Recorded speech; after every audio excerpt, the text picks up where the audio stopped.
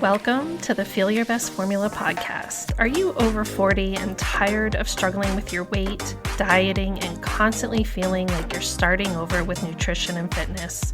Do you wish you had more energy? Do you want to lose weight and finally keep it off for good? I'm Lil, a certified nutrition coach and former registered nurse. I too have been there, and at the age of 44, I decided I was done with fad diets and chasing a lower number on the scale.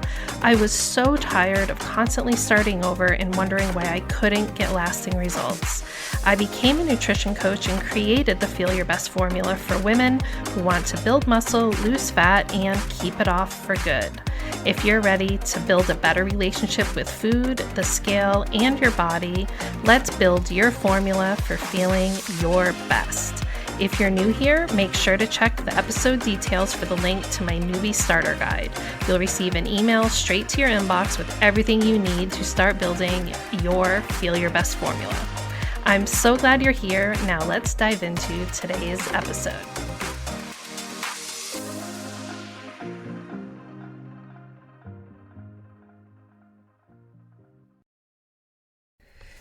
Hey, good morning. Welcome to the Feel Your Best Formula podcast. I'm Lil, and today let's talk about getting your life together by finally understanding what balance is, and we're gonna talk about the truth about balance, because in reality, balance is often this far off, nebulous, sort of murky, cloudy idea that we have in our head, right?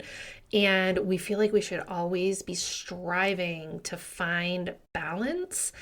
And I don't think I would be lying if I said probably you've never really felt like you actually found it. Somehow we think if we can just find balance, then everything's going to be better. Your life is going to be easier. You're going to be happier. You're going to finally attain all those goals that you want in life and so much more. And here's the thing. I personally feel balance has been sold to us in this really unattainable way, because let's be honest, we think of balance and we think it means we enter this state of being where we're just able to do all things equally. We are able to absolutely kill it at our job, and we are mom of the year, and we're the best friend and partner, and just everything is just rosy, and we feel so good about everything in our life. And we think that's what we need to be working towards. And the truth is, balance doesn't work like that. It doesn't look like that. It is literally impossible for us to do it all. And I would go so far as to say, if you think of someone in your mind where you think, oh my goodness, she just has it all together, she has figured out this balance thing, I'm telling you, she either has a lot of help or she's doing some serious sacrificing and suffering behind the scenes so that you're only seeing the rosy exterior, which I think we see a lot of on social media, where you just see the highlight reels and it looks like everyone's life is all perfect behind the scenes because them and their children are wearing matching outfits and their kids are doing cute things and they're being very extroverted and public about maybe displays of affection or, the things their partners do for them. And I can't tell you, social media has been around long enough where we can see through the facade on a lot of these people. There's been very influential people out there who, try to show you that they have the perfect marriage and tell you to do what they're doing, and then they end up divorced. So putting people on a pedestal and looking at someone else's life and thinking, oh, if I could just be like her, then I'll finally have it figured out. I just don't think that's a super effective way to really find what you're looking for in your own life. And my definition of balance this year is really to just feel confident with my decisions. My word for the year that I chose, which I haven't done in a couple years. I mean, honestly, for a couple years there, I was just in survival mode, trying to get through the day, trying to take care of my family, trying to take care of myself as best I could. And I wasn't interested in doing these sort of extra things like, oh, finding a word for the year. But this year I said, you know what? I know what I really need in my life this year, and I really just want to focus on systems for all parts of my life because I've just found that systems make life so much easier. And one thing that systems can help you with is feeling confident in your decisions. And personally, I feel that that's what balance really is, where you are confident that when you're saying yes to one thing and saying no to something else, that it is the best decision and it's nuanced. And you might be given the same exact choice 2, 3, 4 different times, and you might make a different decision each of those times based on, what you are looking at right in front of you in that moment. So, feeling good about your decisions and not second guessing yourself. Really, in my mind, that is what happens when you truly find balance and you have clarity on what you're working towards and what's important to you. So, one way to look at it is balance is about prioritizing what is most important right now in this moment and doing your best to make decisions today that you can be thankful for tomorrow. A lot of this goes back to what I discussed on past episodes. I have an entire episode about self-accountability and self-discipline. Those are two of my most popular episodes where it's a message that I think a lot of you need to hear and just some good reminders for you because you're going to need to have self-accountability and self-discipline if you truly want to find that balance that you desire. Ultimately, it's about being honest with yourself and realizing that the all in or all out mentality is the opposite of finding balance and it literally gets you nowhere. Seeking balance and sustainability is the key to feeling the way you want to feel when it comes to your healthy habits.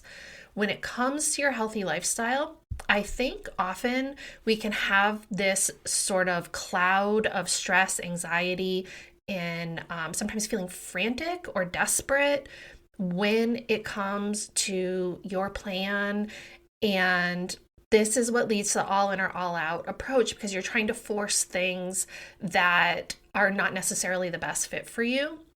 And instead of having this feeling of stress and anxiety and worrying that you're going to fail, balance is about having peace with your plan, being at peace with your decisions so that you can stay motivated and committed to your long-term goals. And you really need to have balance if you want this to be sustainable for you. In most diet, fitness, quick weight loss plans are very imbalanced. They force you into the state of imbalance where this plan overtakes your life and your entire existence for a period of time. And then what happens? You finish off the 21 days, the 60 days, the 90 days, what have you. And then what do? Because you don't know how to maintain and continue because it was so extreme what you needed to do to finish that program. When you don't understand how nutrition works in your body and you're just following a diet plan with arbitrary rules, it's very strict, doesn't have flexibility, and when you don't understand what an effective fitness regimen can look like for you, you don't need to work out 5, 6, 7 days per week to be a fit person.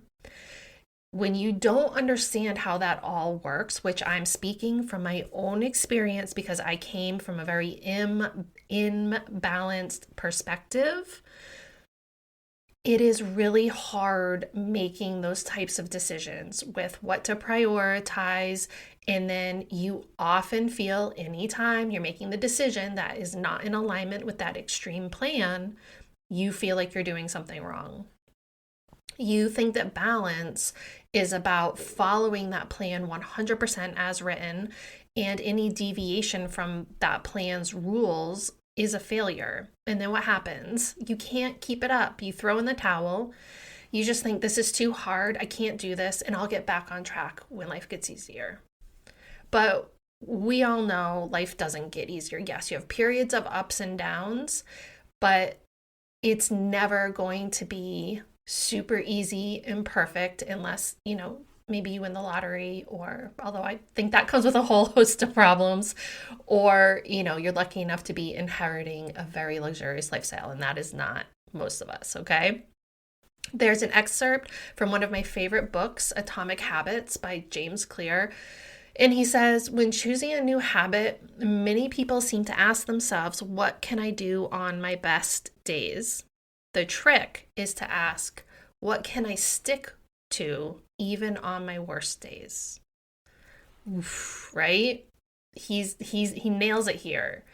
This is the problem. We try to create plans that are only going to work if everything else in our life lines up to support us in this extreme plan.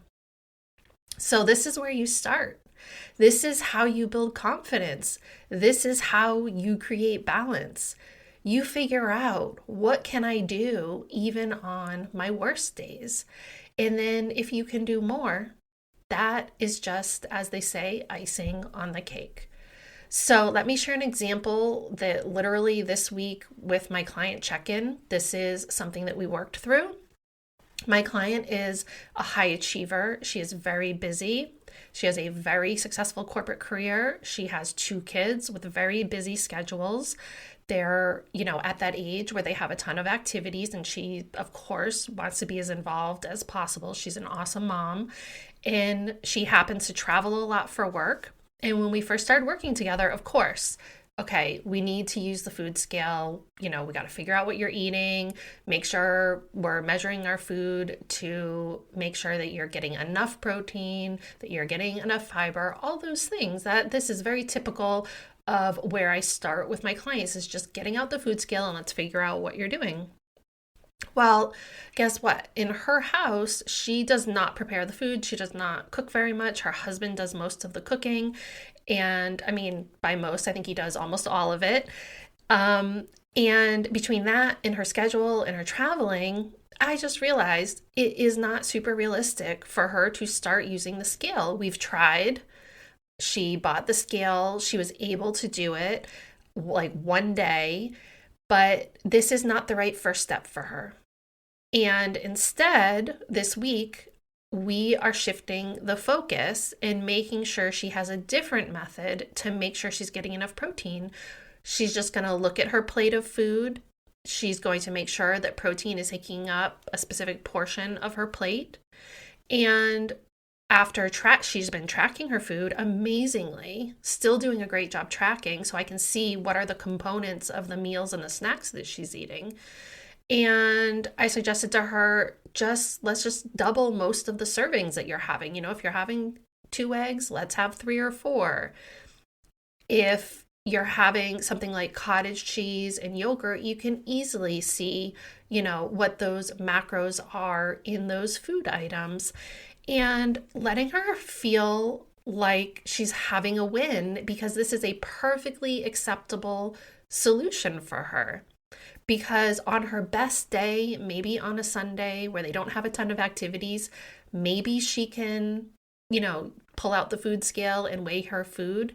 But the remainder of the time, that's just not going to work for her. So we are building a different system for her that she can do on her quote unquote worst day. And it's not even a worst day. It's just the reality of what her day-to-day life looks like.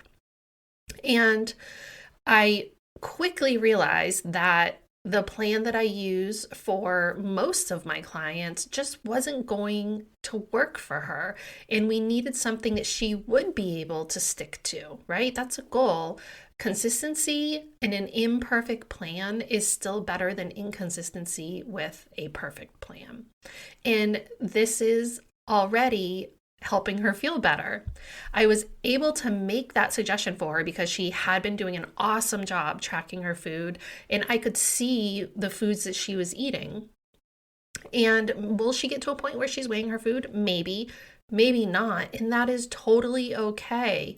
We are choosing habits that she can stick to on her worst days, not just ideal or best days, or forcing her to, try to live her life the way that I do or another one of my clients does. That's not going to work for her. So you see how this creates balance? What if she was on a plan that had no flexibility, no room for personalization, and she didn't see any way to be successful with the plan in front of her other than to just keep trying to do what the plan told her to do? So I sent her my weekly check-in feedback with this new adjustment and suggestions for how we're going to approach things this week. And you know what she said to me? She said, "You are awesome. This made me feel so good and not defeated. The food scale was stressing me out. I love the thought of just looking at my plate and finding the options for protein." Now, I want to be clear, this is exactly the right plan for her and her body composition, her weight, her activity level. And for my other clients, the food scale is the right fit for them, and it works just fine. This is what I love about one-to-one coaching, the ability to truly help you make the plan that's going to work for you. Balance for one person might be weighing their food and cutting back on treats. And balance for another person might be making sure they're eating enough calories and including more treats and more of the foods that they've been afraid of eating or think were going to make them fat. It's all about the big picture and the individual place that you are starting from. Not everyone is starting from the same place. Virtually no one is. And that's why cookie cutter plans just don't work for the vast majority of people. They might work for the person who, correctly checks the boxes for being appropriate, that plan is the right fit for them. But probably 99% of people who buy a cookie cutter plan, that is not going to be effective for them for the long term. And we need to move away from this idea that a healthy lifestyle is measured only in weight loss. When we do this, it stops us from appreciating the endless list of benefits that come from a healthy lifestyle and have nothing to do with losing weight. That's a very imbalanced way of looking at things. I'm healthy because I'm losing weight. I'm healthy because the scale is going down. That actually is not true, and you should be only dieting very infrequently, and you should not always be striving to be on a diet because that's not healthy to always be on a diet. And again, nuance here. For one person, it might be really, really helpful to their overall health to lose weight. For another person, it might be really, really helpful to their overall health to just learn to eat in maintenance and build muscle and build habits before even thinking about weight loss. And that is the vast majority of you. You need to learn to live healthy without even trying to lose weight. So ask yourself, what can I stick with on my worst days or worst weeks? And then go from there. Will taking a nap today help you feel more energized and push harder on your workout tomorrow versus doing your workout today because that's what the workout calendar says? Or are you trying to skip your workout today because you're just looking for an excuse and you really should stick to your commitment of doing a workout today? It's these types of decisions, should I, shouldn't I, where when you gain confidence and know how to make those choices, it just brings so much peace and clarity to your life. The best way to know you found balance is when you can feel good about today's choice tomorrow. On Sunday, I chose to take a nap instead of doing my workout. And I was so happy I did that. My body needed it. I don't know if I'm still dealing with some leftover fatigue from having COVID or some stressors that I've been dealing with recently, all that may have caught up with me for whatever reason. I was so tired and I could barely keep my eyes open. And the thought of doing a workout almost made me nauseous. I said, I'm just going to go take a 2-hour nap. Thankfully, I could do that. It was bad weather. We weren't going anywhere. And after my nap, I still didn't feel like doing a workout. I went to bed at my totally normal time that night. So it wasn't like that nap was extra sleep that I didn't need. My body needed that nap. I woke up on Monday and I was so glad that I had not done that workout the day before. And I felt good about that choice. And even though I've had to shift things around the rest of the week, but I only work out 4 days a week for my strength training. So it's really easy to adjust that schedule as needed. Now, the previous week, I had been really unmotivated to do my workouts for a couple of days that week. I do 4 workouts. In 2 of those days, I just been like, ugh, I don't feel like doing this. I don't know, just some days you feel like that. But I did them anyway because I knew it wasn't an energy level thing. I wasn't sick. I'd slept fine. And part of me maybe was just trying to be lazy. And I called myself out on it and I did those workouts even though I didn't feel like it. And I was so glad I did. After my workouts, I felt so good. And sometimes you just need to, again, hold yourself accountable and be honest with yourself. Am I trying to skip out on this because I'm trying to be lazy? Or do I genuinely need to rest? And you could apply the same mentality when it comes to your food choices as well. I used to have these rules that I made up years ago when I got really into health and fitness, and I would say, I'm never going to go more than 1 day without doing a workout, and I'm never going to have more than 2 days in a row where I have a treat like ice cream, okay? And now I look back on that and realize how much my mentality has switched, how toxic that mindset was, and I feel so much better for it. I feel so much more balanced and confident about my decisions, my food choices, my fitness choices. And it's all about the big picture. And so often you can get caught up in rules, in things that don't matter when it comes to healthy habits, like thinking you need to work out and follow someone else's plan rather than, saying, you know what, I can realistically work out 3 days a week and I can't do 6 days a week. And guess what? You're going to have better progress working out 3 days a week and being consistent at that than you will going all in or all out with the 6 days a week. In my opinion, the best way to finally find that balance you seek is take the time to understand the science behind nutrition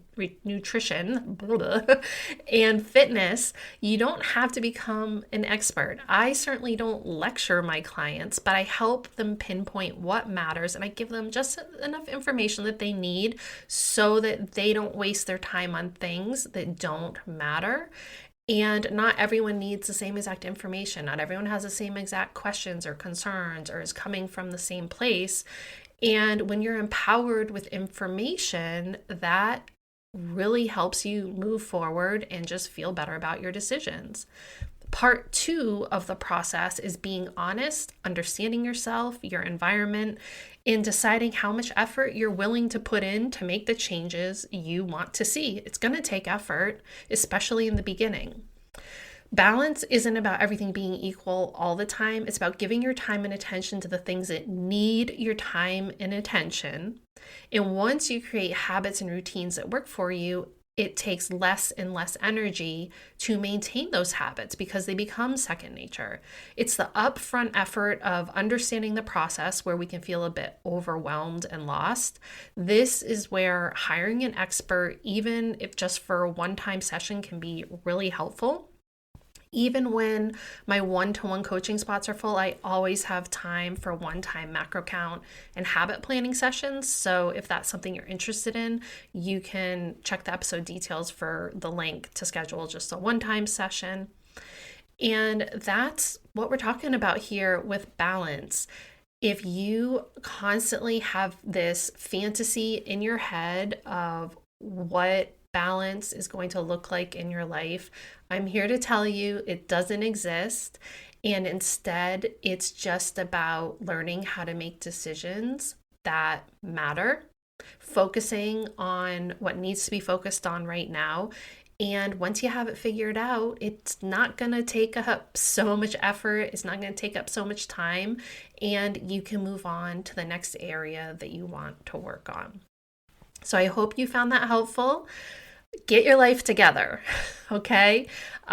Start taking action, start thinking about things differently based on what we talked about here today on the podcast. Thank you so much for tuning in, and I will see you back here next week. Thank you so much for tuning into today's episode of the Feel Your Best Formula podcast. If you haven't already, make sure to check the episode details for my new listener starter guide, and any additional resources mentioned in the episode can also be found in the show notes on my website. You can always find me on Instagram at Macros with Lil, and for more healthy lifestyle tips, recipes, and information on my one-to-one and group coaching services, make sure to check out my website. All the links can be found below. If you know someone else who is ready to start building their formula for feeling their best, please share the love and send them a link to the podcast. I hope you found today's episode helpful, and I'll see you back here next week for a brand new one.